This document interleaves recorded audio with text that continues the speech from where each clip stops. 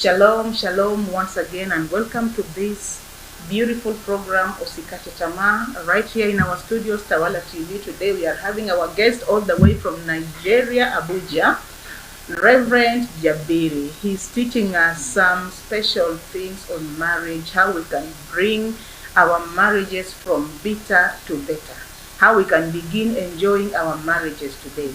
I had just asked him a question: at what point can someone be able to persevere and wait on God, counting on this grace and counting on God's love, that the partner maybe will change? Because some guys are quite abusive. They take their wives as a beating machine. They just beat their wives, they assault them. Some of them even they are killing their wives, which is very wrong. So my reverend was giving us answers which kind of abuse can be justified, isn't it? Yeah. Yeah, the kind of abuse, because some women are moving here and there with other men. They now come to the house to look for an excuse for this man to just, they come back to the house to provoke the man to beat her, and once she's beaten, she begins screaming, oh, this one is creating now problems, looking for an excuse to walk away out of her marriage. So, Reverend Jabir, the time is yours to explain something to us. Yeah, I feel the best thing to do now is for the church to be awakened to this reality and start helping married couples. Because so many of them, they are architects of their calamity. Now, because if you come out and begin to talk about what your husband is doing, everybody will believe it without hearing from the side of the husband. Yeah. So the church should help the couples, bring them together and find out the problem. Now, though sometimes either the man or the woman will not like counseling at all. Okay, but it's good for the church to investigate the matter, so that if the abuse is genuine, then that woman should separate from that man for the sake of her life. And even families too should help, because if families are silent in a situation like that, it can lead to the death of one of the partners. Yeah, so it's very important, yeah, as a church, for us to help couples who are going through abuse in their marriages. We don't encourage them to divorce, but we encourage them to separate if the abuse continue. Yeah, so that at least it will save her life. Yeah. And Pastor, as much as some churches, some couples are going through these kind of challenges, some churches are not aware of their members, what they are going through. What are we going to do concerning this? Yeah, it's because teachings on marriage is lacking in almost 85% of churches that we have. I have been here in Mombasa and I hardly hear of a marriage seminar. Okay, this is the area that God has called me. I try to connect with churches, but they don't like to organize programs on marriages, because meetings on marriages don't fetch money into the church. Yeah, you are right. So they prefer programs that people will come and at the end they will get a lot of offerings. But the people that are giving the offerings are the ones they are dying in silence. So we need to start organizing marriage seminars. If a pastor don't have the grace to teach on marriage, there are people like us that have the grace to teach. I have been to a few churches and I ministered on marriage and they were so blessed. Yeah, so it is time for us to start organizing marriage seminars, because if we do that, it will help not only those that are married, but even the unmarried. It will now start preparing them for the future. Yeah, so it's very important. I think that is how we can avert most of these problems that couples are going through in their marriages. I remember I was once in a church, and one of the wives stood up and said that this is the first time, I have been married for almost 25 years. This is the first time I'm attending a marriage seminar in the church. She has never had any teachings, only pet messages during wedding. You know, husband love your wife, wife love your husband, and that was Exactly. all. So every wedding they are just repeating the same messages, the same messages. Submit yourself to your husband, and husband love your wife. Then they finish. But the real teachings concerning marriage, people don't hear. And then they're supposed to be rooted. Yeah, rooted, because the knowledge. knowledge is very important. So this generation needs the knowledge of marriage. That is how we can save this generation. We really need that teaching. That's why I was able to release all these books, so that it will help couples. But unfortunately, people don't like to read. Yeah, they don't. Some like. even have no time to read. They don't have. because, Yeah, they don't have. But very soon we'll start producing videos, so that if they don't have the time to read, they can watch the videos. They and can it will watch the bless them. video. Yeah, you are right. Also, these are called to churches, bishops, pastors, reverends, lays organized for married couple, for couples teaching seminars, And singles. at least, and even singles. Let's teach these people on how to go about these things, because some of them are dying silently. You pastors, you as the head of that church, you even don't know what others are going through, what your own members are going through. You'll only be surprised to get very nasty news, very bad news about concerning your own member, and yet you are not even aware, simply because you were not careful to create time for couples, for married people in your church, and even the singles, and even our youths also as well. Yeah. But today we are just talking about marriages, and particularly on this book, Bitter, From Bitter to Better. I can see there is a topic here called breaking the silence. How can we break the silence? Because maybe if I have been silent about my husband because maybe he offended me, he has been doing this and that, so I've been talking to him and maybe he's not reforming, so I decide to remain silent. Yeah, so many people are silent because sometimes if you share your problem with people, they now start broadcasting it. So they are afraid, whom will I share my problem with? Yeah, but we have trained counselors.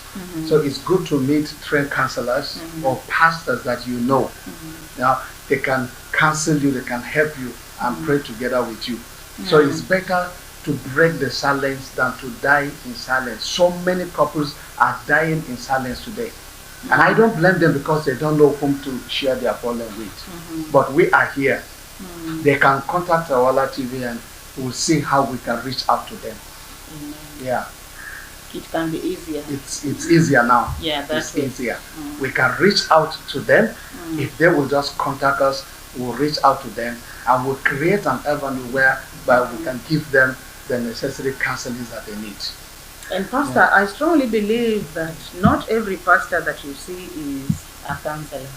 Yeah. There is another lady friend of mine who had a problem with her son at the age of a teenage stage. This boy was so rude to her mother, to his mother, and then the mother was tired, and then he took the matter to her pastor. He shared the matter to her pastor. With her pastor, and then after some time her pastor told some people around that this lady is unable to bring up her children well. So this thing really broke her heart. She even quit the church. That's the problem. It really pains someone when you have confided something in your pastor, your spiritual leader, and then he takes it as a stepping stone, maybe to demoralize you, to look down on you, and even spreading bad news about you. Now you can see the reason why people find it difficult to share their They problems. find it very difficult to share, because next time she will never go to that same pastor. But anybody that is a trained counselor hides secrets. There are times that some things I don't even share with my wife. There are things I share with her, but there are things I don't share. Yeah. I don't share people's problem with her. I don't give her details. Yeah, because it is their secret. But if it is something that we need to pray together, I always share with my wife. Yeah. So as a trained counselor, you don't just open up everything that somebody share with you. You keep their secrets. Yeah, let it be secret. Yeah. So if people can trust in a counselor, they will definitely share their problems. Yeah. So that is how we can break the silence, by speaking to the trained counselors. Counselors, yeah. And where do we find them? We have only few trained counselors. Yeah. We have people that have studied psychology. They are trained counselor in the secular world. And then we have, though in the body of Christ, we have only few trained counselors. But they are there. There are pastors. There are good pastors. Yeah. There are good pastors that are learned. They can encourage you. They can counsel you. Yeah. Okay. And I am also there. They can contact me anytime. At the end of this show, you will give out your number. So my viewer, you will be prepared. You will be, get ready. Once we are done with our show, our Reverend will give out his number so that whenever you need him, you can call him, you can talk to him, you can confide in him. He's a good man. I can assure you that. Here I can see controlling your anger. How do I control my anger? Because maybe when I'm angry, I can break the plates, I can even slap my husband, I can crush anyone that I find. How do I control it? Because maybe it has entered me into my bone marrow. To control your anger most of the time is just to be quiet for a short while. Yeah, just be quiet for a short while and then think on what to do next. So anytime that anger is being stirred up in you, the best solution is don't say anything. Because anything you will say in the heat of the anger will create another problem. Because the Bible says soft answer, it turns away wrath. So if you are heat up with anger and your partner is also heat up with anger, and then you start venting out bad words, you stir up not just anger in your partner, but the wrath of your partner. And guess what will happen? It may end up into abuse. Yeah, so to control your anger is to be silent for a short while. Yeah, not that you should keep quiet, but just be quiet at that particular time until you calm down. Then you now meet your partner and talk amicably. Yeah, express, what happened. What affected you. Express it. Yeah, with a soft tone. When the anger has subsided. But not at the heat of the anger is very bad. You will say a lot of things that you never intend saying. And is it also dangerous to talk to your children while you are angry? It applies to your spouse, your children, your colleagues at work, in the marketplace, anywhere you go, even in the church. It applies. Yeah, it's not good to vent out angers anyhow. So my viewers, I hope you have gotten well. Our Reverend here, he is advising us that whenever you are angry, don't utter any word, because the words you speak are very powerful. Those words are seeds. They will go, germinate, grow, and bear fruit. And those fruits, you won't like them if you use your words carelessly. So we need to be very careful. Whenever you are angry, don't make decisions when you are angry. Don't talk to your children. Don't talk to anyone. Don't talk anyhow. Wait until when the anger subsided. When the anger subsides is when you can solve that problem amicably. Another thing here is be quick to listen. Yeah, there is a problem of listening. We are taught in school. Other components of communication, which is, writing, speaking, but listening is not being taught in schools.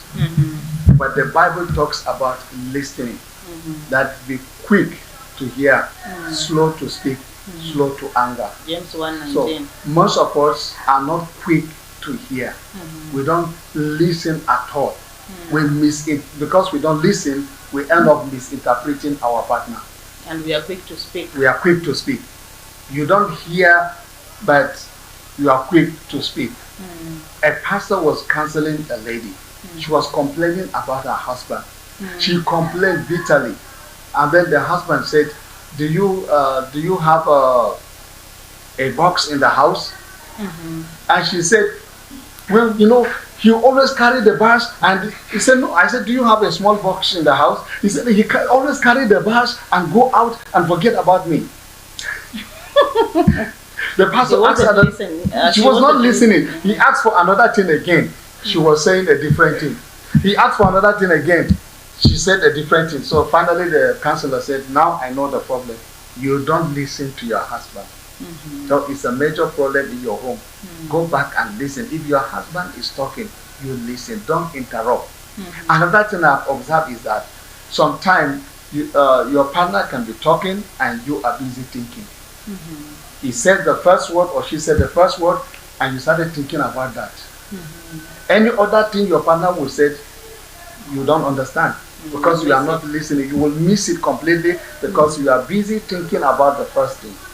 Why did he say this? Why did she say that? You are still digesting that. You are still digesting, and the other thing that the partner will say, you will not listen. And tomorrow you will still complain that your partner didn't share with you, but the partner tried to communicate, but you are not listening.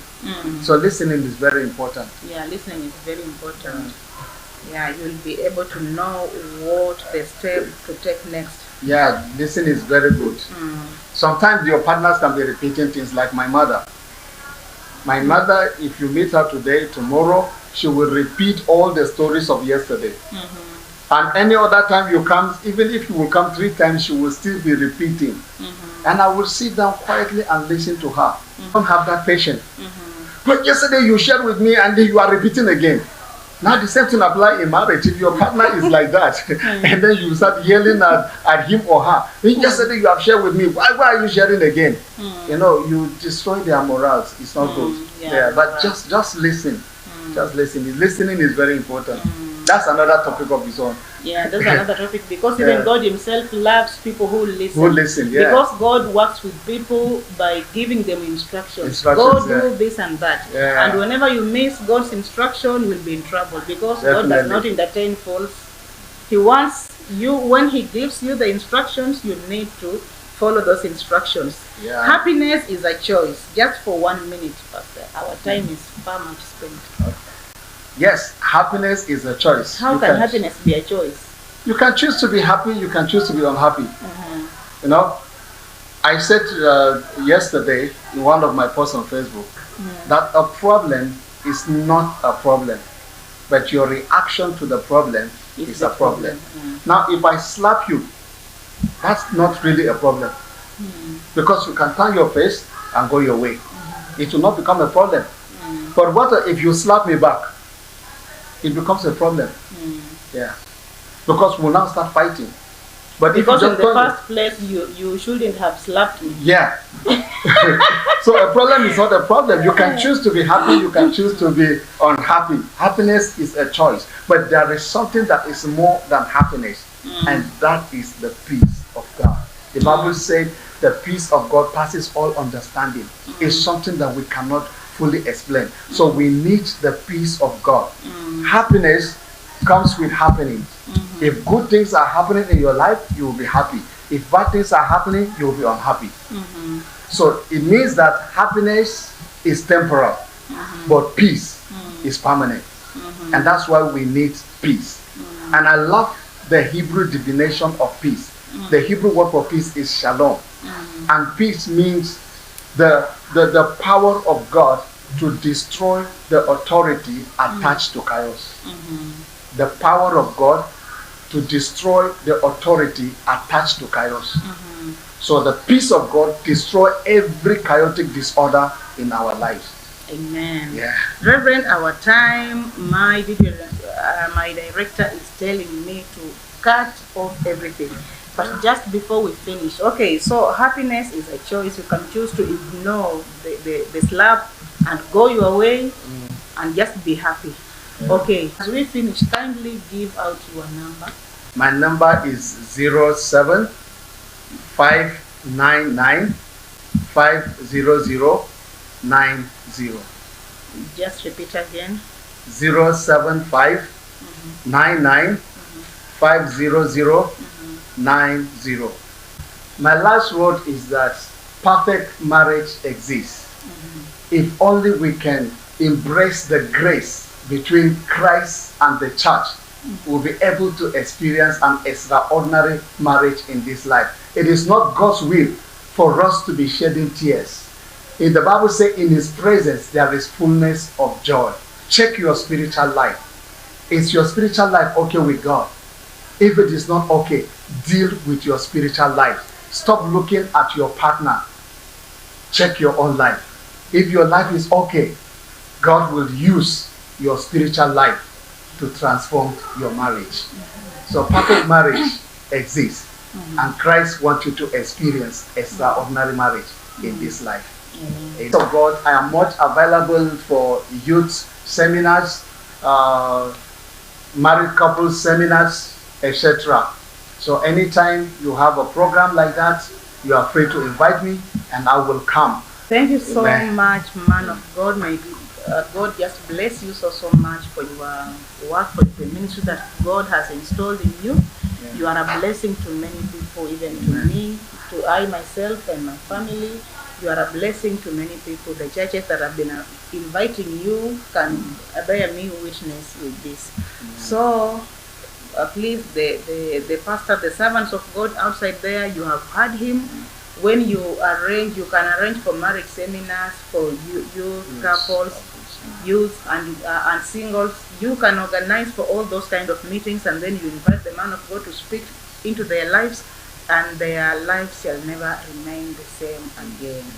We have come to the end of our show. May God bless you so much. We are going to end our show today till next Saturday at 11 a.m. and the repeat on Sunday in the evening.